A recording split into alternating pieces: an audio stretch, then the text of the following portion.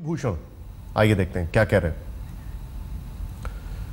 शांति भूषण भी इस बैठक में मौजूद थे। जो चीजें सामने आई हैं, जो भी एक एक घटनाक्रम बाहर निकल कर आ रहा है, वो निश्चित तौर पर हैरान करने वाला है।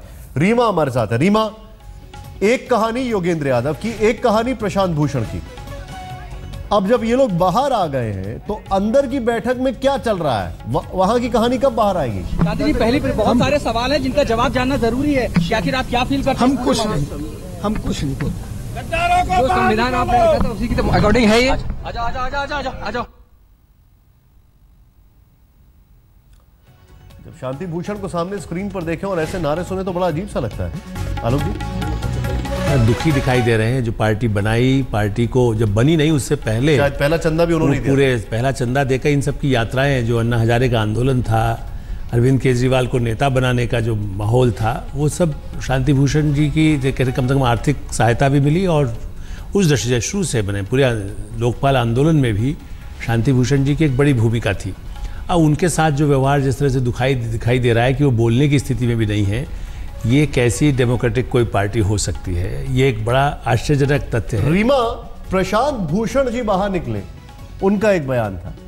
योगेंद्र यादव, रमजान चौधरी, सबके एक एक बयान थे। हमें इंतजार है कब आम आदमी पार्टी की तरफ से जो अंदर जो लोग हैं, जो इनके विरोध में थे, वो बाहर निकलेंगे, या वो देख रहे हैं पहले सब कुछ हो जाने दो, उसके बाद हम फिर बाद में प्रेस कॉन्फ्रेंस करेंगे।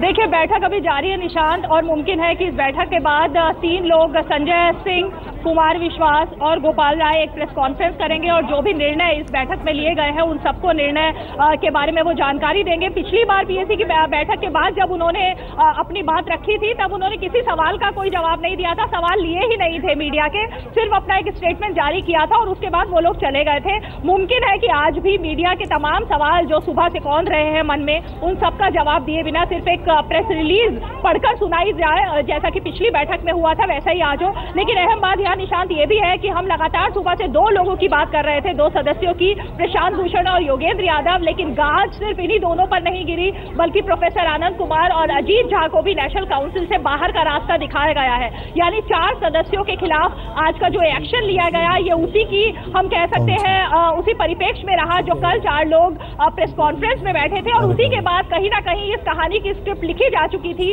कि अब अरविंद केजरीवाल इन 4 के साथ काम नहीं कर सकते और इन्हें अब बाहर का रास्ता दिखाया जाएगा। अभी सिर्फ काउंसिल से बाहर किया गया है, मुमकिन है कि अगले कुछ दिन में पार्टी से भी बाहर निकाला जाए। ये रीमा, 2 क्लैरिटी चाहिए। पहले तो जब प्रोफेसर आनंद कुमार बाहर आए, उन्होंने कहा कि हम राष्ट्रीय कार्यकारिणी से हमें बाहर कर दिया गया है, हम पार्टी में बने रहेंगे। एक क्लैरिटी ये। दूसरी क्लैरिटी जो कि बहुत महत्वपूर्ण है, न तोड़ेंगे न छोड़ेंगे, सुधरेंगे और सुधारेंगे। अब ये धमकी है या ये एक कुछ बदलाव की ओर इशारा कर रहे हैं? क्या कहना चाहते थे आनंद कुमार?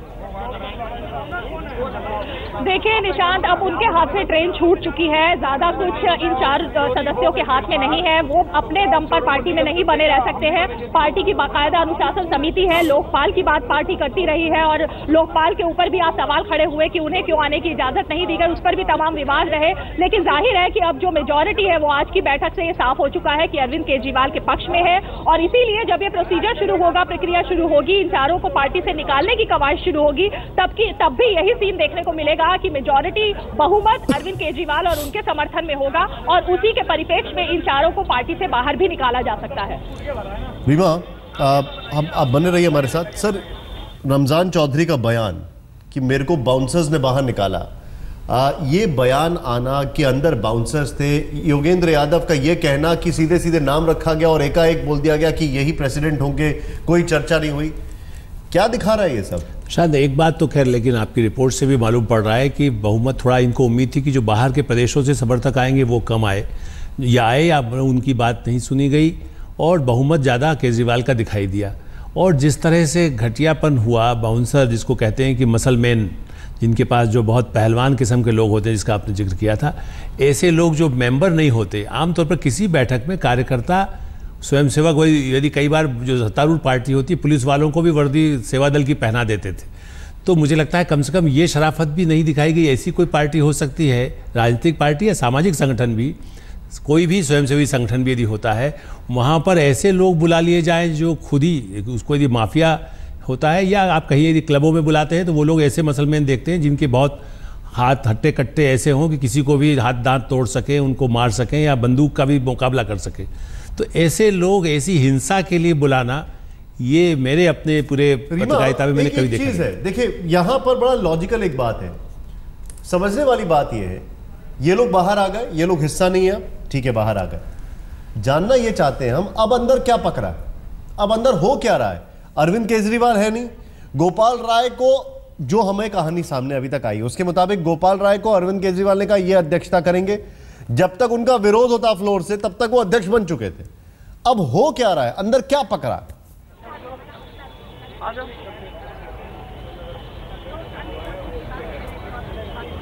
रीमा जी निशांत, मैं ये जानना चाह रहा हूं अब अंदर पक क्या रहा है, हो क्या रहा है अंदर। अब जब गोपाल राय जो है वो अध्यक्ष है, अरविंद केजरीवाल है नहीं, जिनको बाहर करना था वो बाहर हो चुके हैं, अब अंदर क्या कर रहे हैं? देखिए अंदर ये हो रहा है कि इस काउंसिल की बैठक का एजेंडा ये नहीं बताया गया था कि इस काउंसिल का एजेंडा सिर्फ और सिर्फ ये होगा कि इन चारों के खिलाफ कार्रवाई हो, इन्हें बाहर का रास्ता दिखाया जाए, बल्कि लगातार पार्टी ये कहती रही थी कि पार्टी की जीत के बाद और सरकार बनाने के बाद काउंसिल की बैठक की जाएगी, जिसमें कि तमाम पार्टी की आगे की योजनाओं पर चर्चा होगी, अब तक पार्टी ने जिस तरह काम किया उस पर चर्चा होगी, क्या कमियां हैं उन पर चर्चा होगी, और अब वही कमियां चल रही हैं और उसी एजेंडे पर अभी ये बड़ी रोचक बात है, ये बड़ी रोचक बात है वाकई में। आपने बड़ा सही पॉइंट यहां पर रेज किया, अगर इन्हीं सब मुद्दों पे चर्चा हो रही है तब तो अरविंद केजरीवाल को होना चाहिए, वो क्यों नहीं है इसमें? देखिए अरविंद केजरीवाल ने सुबह ही ये संकेत दे दिए थे कि वो इस पूरे तामझाम से दूर रहेंगे, उनको ये आशंका थी कि इस तरह का जो बात समझ में आती है। अभी हम सामने तस्वीरें भी दिखा रहे हैं अरविंद केजरीवाल अपने घर की ओर बढ़ते हुए, हम वो तस्वीरें भी दिखा रहे हैं अभी अपने चैनल पर। लेकिन भाई जब पार्टी की एजेंडा, पार्टी की रणनीति, पार्टी की सोच की बात हो रही है तब तो तामझाम खत्म हो चुका है, तब तो जिनका आशियाना उजड़ना था उजड़ चुका है, अब तो आप जाके बात करें पार्टी से।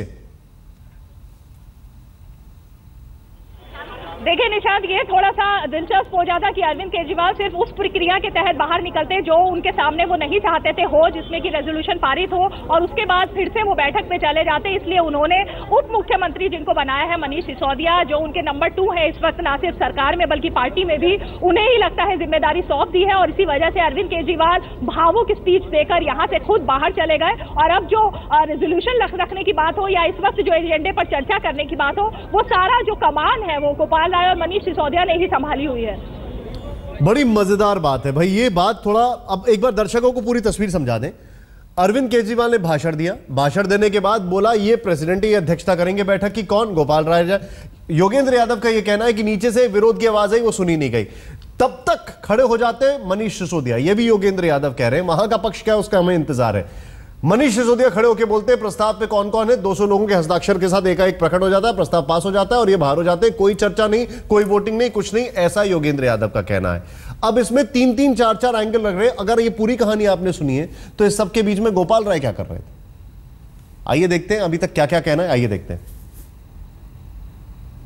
साथियों, मुझे बहुत दुख के साथ कहना पड़ रहा है कि इस राष्ट्रीय कार्यकारिणी की बैठक में लोकतंत्र की हत्या हुई है, यहाँ मारपीट चल रही है। हमारे साथ रमजान चौधरी हैं, नेशनल काउंसिल के मेंबर, इनको काउंसिल की मीटिंग के बीच में से घसीट के बाउंसर्स ने लात मारी और इनके शायद हड्डी में चोट पहुंची है। मीटिंग के अंदर पहले से माहौल था, अरविंद भाई ने भाषण देना शुरू किया और उस भाषण के बीच बीच में पार्टी के एमएलए कपिल मिश्रा, नितिन त्यागी, इन सब लोगों ने अरविंद जी के भाषण के बीच में खड़े होके नारे लगाना, गद्दारों को बाहर करो, ये सब करना शुरू किया। पहले से तय था कि मीटिंग में हंगामा किया जाएगा और जब किसी ने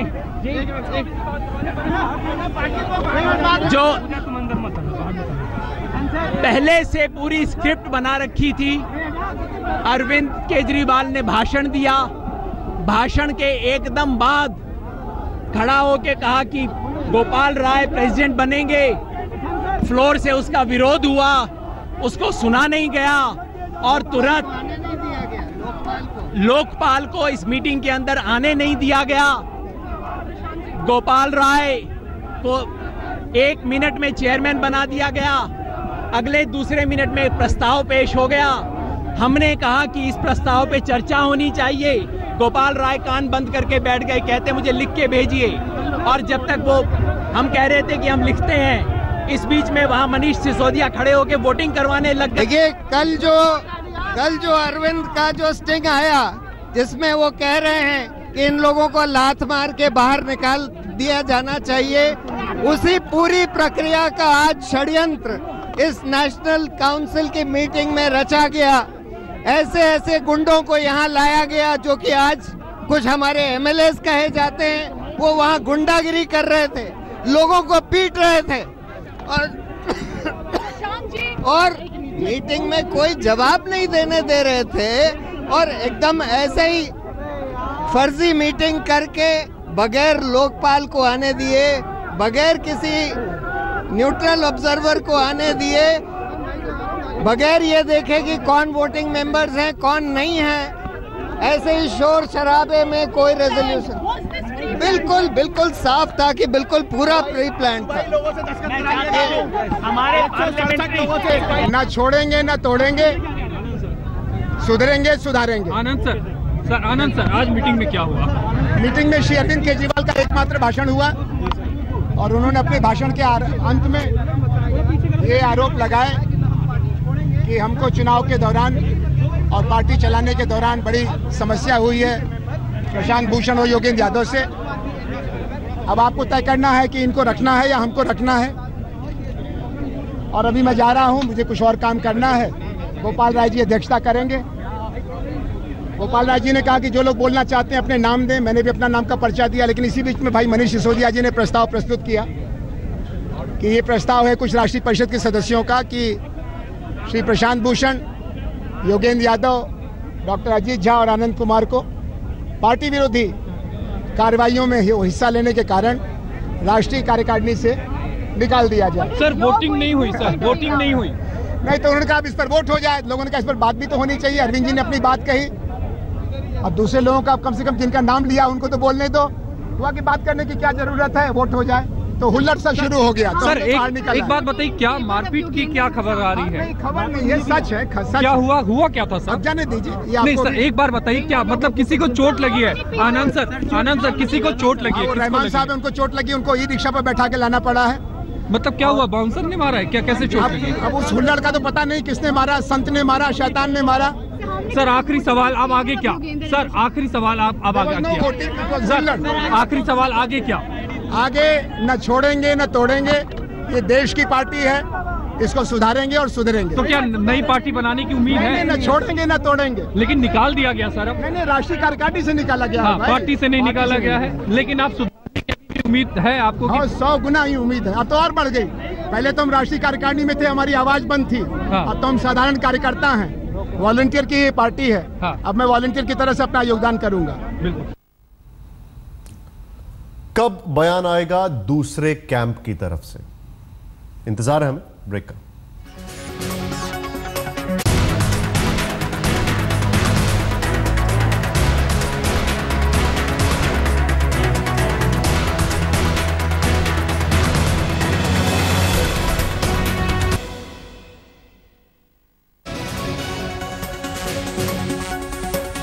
इस वक्त की बड़ी खबर है, हमें इंतजार था कि दूसरे पक्ष की तरफ से कब बयान आएगा। यहां पर आशुतोष का ट्वीट आया है। आपकी बैठक पर आशुतोष का जो ट्वीट आया है वो ये है कि मीडिया मनगढ़ंत बातों पर ध्यान न दे। ये ट्वीट आया है।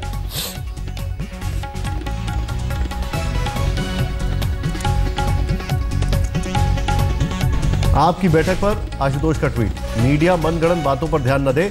सीधे चलते हैं रीमा के पास। रीमा, आप कब तक संजय सिंह वगैरह की तरफ से प्रेस कॉन्फ्रेंस या कब हो सकता है, कब दूसरा पक्ष की चीजें सामने आएंगी? निशांत, अब से कुछ ही देर में बैठक लगभग खत्म होने की कगार पर है और इसके बाद संजय सिंह की एक प्रेस कॉन्फ्रेंस होगी। जो हमें बताया गया है वो एक ऑफिशियल स्टेटमेंट जारी करेंगे और उसके बाद कुछ सवालों के जवाब भी लिए जाएंगे।